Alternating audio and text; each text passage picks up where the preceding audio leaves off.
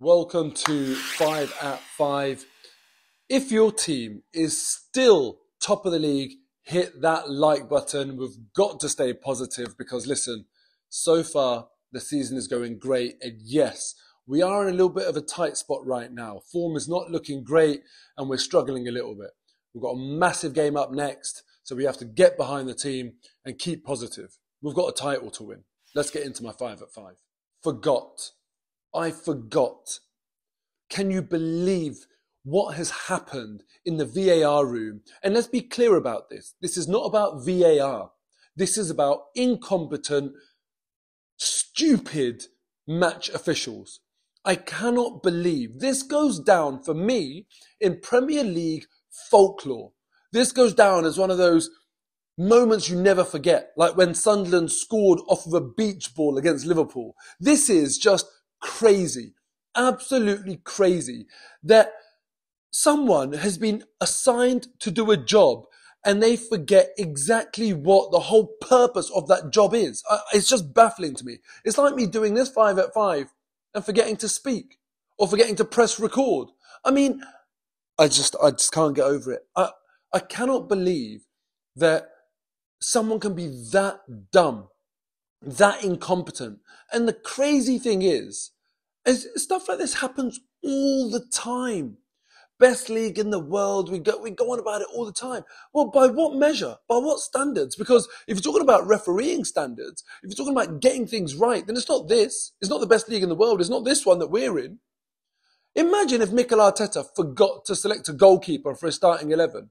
Imagine if, a player forgot to wear his boots as he took to the pitch. You'd be looking at them thinking, are you flipping mad? They'd never live it down. But for some reason, referees, match officials, they can do dumb stuff like this. And it's just accepted. And you have to think, well, why is that? Because there's no consequences. Who can say with confidence what's going to happen to Lee Mason, this absolute clown? Who can say with confidence what's going to happen, what the repercussions, the consequences are going to be for him? It's absolutely crazy. And now, there's been something that's come out, as you can see on your screen right now, saying from the PGMOL that, they're going to contact Arsenal, they're going to contact Brighton. Who the hell cares? We've got a title to win. And what's that contact going to do? Is it going to give us 2 points? I'm livid, absolutely livid. And I try not to talk about referees. But the fact of the matter is, yes, Arsenal weren't good enough yesterday, and we'll go into that in my other points. But the reality is, we've all heard the saying that the sign of a title-winning team is when you can still win even when you don't play well. Yesterday, Arsenal did what they needed to do to get 3 points. It was the officials that didn't do well enough. It was the officials that actually let us down. We could have won that game 1-0 and it would have been a case of, do you know what? We got through it. We got through it, especially after dropping points in our previous game. We bounced back. However it happened, we managed to do it. But my God, the officials have let us down. I feel like clubs are going to need to start taking out a flipping insurance policy against this unknown risk, because you can never guess what they're going to do.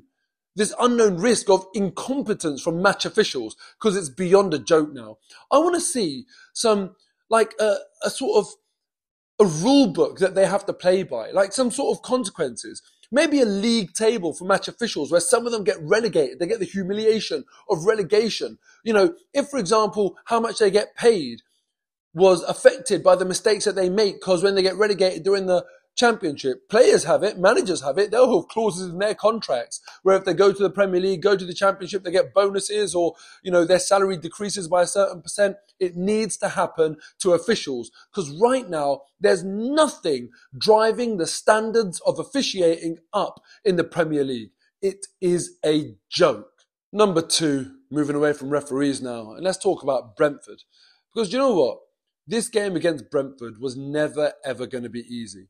Against the Big Six, have a look at your screens right now. Brentford have beaten Man U at home, Liverpool at home. They've drawn with Tottenham at home. They've drawn with Chelsea at home. So quite good against the Big Six at home. And they've even beaten Man City away and now obviously drawn Arsenal away. So Brentford have got a good record against the Big Six. Clearly, something about their style of play, how they approach these games, they know how to do all right against the Big Six. Arsenal are one of the few teams that have managed to turn Brentford over this season when we won 3-0 away at their place. And also, one thing that you might not know is that the 5 games leading up to this fixture between Arsenal and Brentford actually puts Brentford top of the form league table. That's right. Better than any other team based on their last 5 games. So this game was never going to be easy. But the next 2 points will talk about why we made it even easier for Brentford than it should have been. Number 3, aerial domination by Brentford. It was shocking yesterday how much they battered us in the air. And for me, it was a massive story of the match, one that stopped Arsenal being able to really get momentum and get really good rhythm in the game. Because every time the ball was contested aerially, Brentford got the better of us. They won 71% of their aerial duels. 71%, that's awful from Arsenal. And Ivan Toney was the key in that aerial domination, winning 86% of his aerial duels. Clearly, Brentford targeted us. They're one of the teams, you're so used to in the Premier League now, teams always going short. They were happy to go long because they knew they were getting joy. And as the game progressed, you could see Ivan Toney especially targeted William Saliba. So when you compare the two, Ivan Toney won 86% of his aerial duels. William Saliba won 9%. That was 1 out of 11 that he successfully won. Gabriel, on the other hand, won half of his aerial duels. So you saw Ivan Toney just stick on Saliba. And Thomas Partey, if we look at someone else that we expect to be quite good in that sort of defensive area of the pitch, won none out of 4 in terms of his aerial duels. Brentford battered us. And all of this played into how Brentford got their goal. And obviously I've touched upon the fact that it should never have been a goal. It was clearly offside, Christian Norgard offside, and Lee Mason doing what Lee Mason does. But William Saliba, by this point, had been bullied so much by Ivan Toney, he didn't even bother to try and defend properly. He didn't even bother to try and contest the ball. He was fouling him for ages as that ball came to Ivan Toney. It was a really, really poor free kick to go away. Well, then what happened after that, no one can account for. But the story of the match was, aerially, Brentford absolutely battered us. And not only defensively, Arsenal didn't even pick up on their aerial domination in the way that we tried to structure our attacks, and especially with crosses, which we'll talk about in the next point. Number 4, crosses. And oh my God, this was yet another sort of tail of the tape in yesterday's game. And what I want you to do, I want you to guess how, before I tell you, have a guess, put it in the comments below as I ask this question. How many crosses do you think Arsenal attempted against Brentford yesterday? And out of that number, what percentage do you think was successful? Put it in the comments below. I want to see what the sort of guess is on this. The answer, I'm hoping you've already put your number in the comments now. The answer was 36 crosses attempted. 36! There's more than 1 cross attempted every 3 minutes in the football game. When were we going to figure out it wasn't working? And of the 36 crosses, only 19% were successful. My God, I mean, it was so obvious that they weren't working. But fine, I understand that Brentford were really good defensively, very organised, really good off the ball. They were working very hard in that middle and staying compact. So they were pushing us out wide. But then when they push us out wide, there was no variation in the crosses. I would love to be able to get some stats on what the crosses were, the style of crosses that were attempted in terms of how many went high, how many went low. But there was not enough variation. There was, thankfully 1 cross that we put in low where Trossard scored. And, it's not a surprise to me that that's when we mixed it up. Otherwise, Brentford, as we already spoke about, were aerially dominant. In the game yesterday, Ben White attempted 9 crosses, only 2 were successful. Erdegaard attempted 7 crosses, only 2 were successful. Zinchenko attempted 4 crosses, none were successful. Nketiah attempted 4, 1 was successful. Saka attempted 5, only 1 was successful, and that was the cross for the goal, which happened to be low instead of high.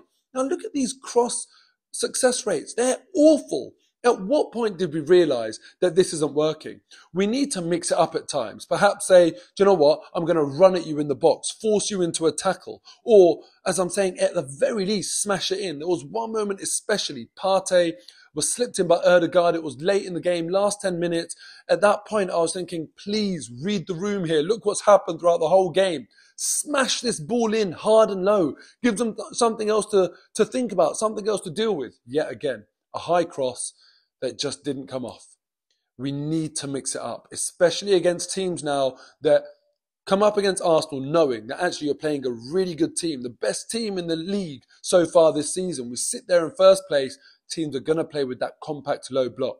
We need to mix it up, get more variation in our game, and especially from crosses. Number 5, let's talk about Arsenal versus Man City coming up on Wednesday. Last time I was doing a 5 at 5, I spoke about Arsenal dropping points to Everton and now needing Tottenham, of all clubs, to do us a favour. Now, I'm in the same position, but this time the favour that I'm asking for is from Unai Emery and Emi Martinez at Aston Villa. Fingers crossed that they can do something for us. You'll probably know the result of that game by the time you watch this video, and hopefully, like last week, it will be good news. But irrespective of what happens, we have got a massive, massive game coming up against Man City on Wednesday. And now, when I look at the league tables just based on home form, Arsenal are top. We've got the most points per game out of any team in the league from home games. But when we look at the away league table, Man City are second. Second most points per game away from home. So this is going to be a top clash. And we saw in the FA Cup tie between Arsenal and Man City, it's going to be a very technical, perhaps even a bit of a boring game where two very technical teams go up against each other and their tactics sort of stifle one another. We need to make sure we do not lose this game. I described it as a must-win in my match reaction yesterday. The reality is, it's actually a must-not lose. Man City could look at it and say it's a must-win for them, given that they're 6 points behind us and have to play us twice. But for Arsenal, especially at home, it's a must-not-lose game. I want to know your comments, your predictions in the comments below. Put them in now. And if you get it right, shout me out. And you can do one of my points for the 5 at 5 after the Man City game. When we look at Arsenal and Man City right now, two of the leading teams in the Premier League, but recent form has not been on their side. So it brings in a bit of the unknown into this game. I'm praying that Arsenal bounce back. And if we do bounce back, there's no better game to bounce back in after the Everton and Brentford results than Man City. That's where we can really reassert ourselves on this league, stretch our lead at the top of the Premier League, and say to everyone, that was a blip and it's over. We've just beaten Man City and we're serious title contenders. Fingers crossed it happens. Put your predictions in the comments below. Thank you to everyone who's watching, unless your name's Lee Mason. And fingers crossed the next time I do this 5 at 5, it's after a brilliant result against Man City. Keep the faith. Fingers crossed. Let's try and win this league.